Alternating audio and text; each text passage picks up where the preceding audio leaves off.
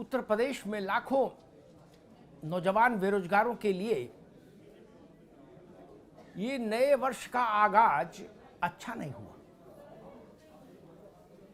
नए वर्ष के आगाज ने उनके मन में कोई उत्सुकता नहीं जगाई, उनके सपनों को कोई उड़ान मिलती नहीं दिख रही। आज जिस वक्त मैं आपसे बात कर रहा हूं, उत्तर प्रदेश के अलग अलग जिलों से, अलग अलग शहरों से, कस्बों से, गांवों से हजारों नौजवान लखनऊ आया है और सड़क पर है। राज्य विधानसभा का कार्यकाल समाप्ति की ओर है। चुनाव की प्रक्रिया आरंभ होने में अब कुछ दिन बाकी है। आचार संहिता लगने जा रही है। नौजवानों का धैर्य भी जवाब दे रहा है। बहुत विचित्र स्थिति है। बेसिक शिक्षा में नई भर्ती की मांग को लेकर आज दूसरी बार लखनऊ में नौजवान सड़क पर उतरा है। उसकी मांग है 97,000 नए शिक्षकों की भर्ती की अधियाचना निकाले सरकार। पिछली बार जब ये नौजवान सड़क पर उतरे थे तो पुलिस ने अपनी ताकत का इस्तेमाल किया था इनके विरुद्ध। इन्हें घसीटा गया, बसों में ठूसा गया। ऐसी बर्बरता इस भरी ठंड में, हाड़ कपा देने वाली ठंड में ये नौजवान अपना जीवन दांव पर लगा रहे हैं। 69,000 की भर्ती का मामला अलग चल ही रहा है।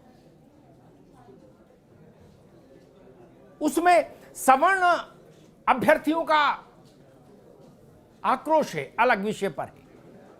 वो कह रहे हैं कि भाई जब 6,000 पद आरक्षित वर्ग के लिए आपने उसी भर्ती में से आवंटित कर दिए तो शेष 17,000 के लिए नई भर्ती क्यों हमको भी इसी में से आवंटित करिए।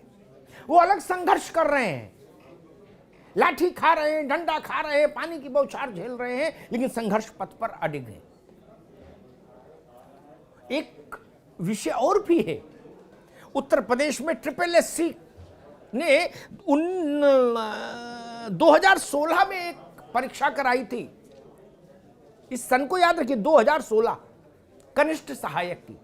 सब कुछ हो गया था, लेकिन सरकार बदली तो परीक्षा, जो कुछ हो चुका था सब निरस्त हो गया और ये हजारों नौजवान अधर में लटक गए, त्रिशंकु की तरह डोल रहे हैं। 16 से आज हो गया 2022। ये भी सड़क पर हैं। इनकी भी पीड़ा वही है कि हमारा दोष क्या है। सरकारें बदलेंगी, मंत्री बदलेंगे, संतरी बदलेंगे तो भर्तियां निरस्त हो जाएंगी क्या?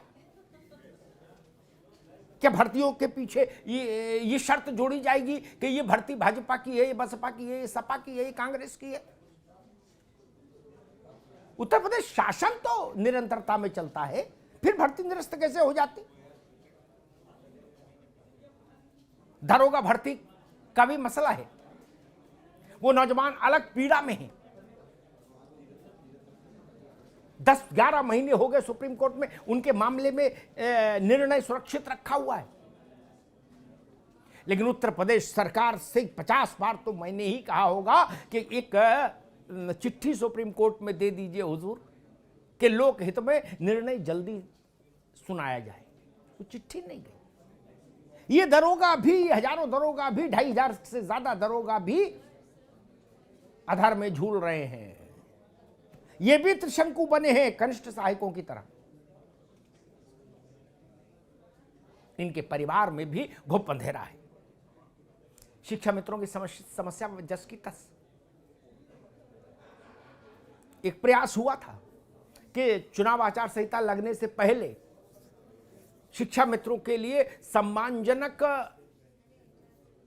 मानदेय के मुद्दे पर कोई सहमति बन जाए और कोई घोषणा हो जाए।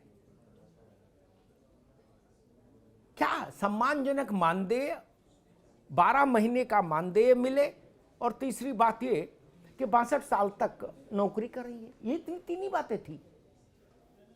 इन पर राजाज्ञा जारी हो सकती थी, लेकिन नहीं हुई। ये इतनी भारी तादाद, सब अधेड़ उम्र में शिक्षा मित्र और इनके परिवार आंसुओं की गंगा में डूब रहे हैं, उतरा रहे हैं, लेकिन पार जाने का, वैतरणी पार करने का कोई रास्ता इन्हें भी नहीं सूझ रहा। वैसे एक पीड़ा की स्थिति और भी है। होमगार्ड्स के मामले में संघर्ष हुआ। होमगार्ड के संगठनों ने अपनी बात उठाई, हम लोगों ने उनकी आवाज में अपनी आवाज मिलाई, तो कुछ ऐलान हुए, पीएफ कटेगा और इस ढंग की कुछ सुविधाओं के ऐलान हुए, लेकिन उनकी भी राजाज्ञा अभी जारी नहीं हुई। और जब तक राजाज्ञा जारी नहीं हो, कर्मचारी को यकीन आए तो आए कैसे। ये जो पीड़ा की बात है, संत्रास की बात है, करीब 22 से 25 लाख नौजवान उत्तर प्रदेश में नई शिक्षक भर्ती की प्रतीक्षा कर रहा है। आप सोचिए, इस ठंड में यात्रा करके इतनी दूर से लखनऊ आना, दूर दूर से, और फिर सड़क पर पुलिस का बल प्रयोग झेलना, ये सहज बात है क्या? कोई मन से करेगा क्या? किसी के कहने से कर सकता है क्या? नहीं। मेरी पीड़ा ये है, मेरा कष्ट ये है कि समय तेजी से बीत रहा है, आचार संहिता नजदीक आ रही है, नजदीक आ रही है। और ये जितनी समस्याओं पर मैंने आज चर्चा की है, इनके समाधान की फिलहाल मुझे कोई पुख्ता रोशनी नहीं दिख रही, कोई रोशनदान नहीं दिख रहा कि इस अंधेरी कोठरी में कहीं कोई रोशनदान दिखे। क्या ये सब सारी मांगे, सारी समस्याएं चुनाव के कौतूहल में, चुनाव के कोलाहल में टाल दी जाएंगी? और टल गई तो यकीन मानिए फिर 6 महीने तो टल ही गई। चुनाव की प्रक्रिया पूरी होगी, मार्च तक नई सरकार बनेगी, फिर बैठेगी तो और तमाम जरूरी काम होते हैं सरकारों की निगाह में, उनको देखेगी, समझेगी। तो ये समस्या तो गई, फिर इनके आंसू कौन पोंछेगा? इनके जख्मों पर मरहम कौन रखेगा? मैंने एक बार कहा था कि जहां जनता की आंख का आंसू गिरे, वहां सत्ता की हथेली होनी चाहिए, राजनीति की हथेली होनी चाहिए। उसी बात को आज मैं फिर दोहराकर अपनी बात समाप्त करूंगा। उत्तर प्रदेश का नौजवान संघर्ष करता हुआ सड़क पर रहे, ये अच्छी बात नहीं, अच्छा रास्ता नहीं।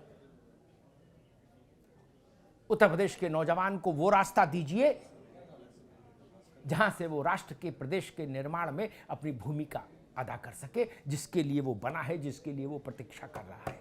धन्यवाद।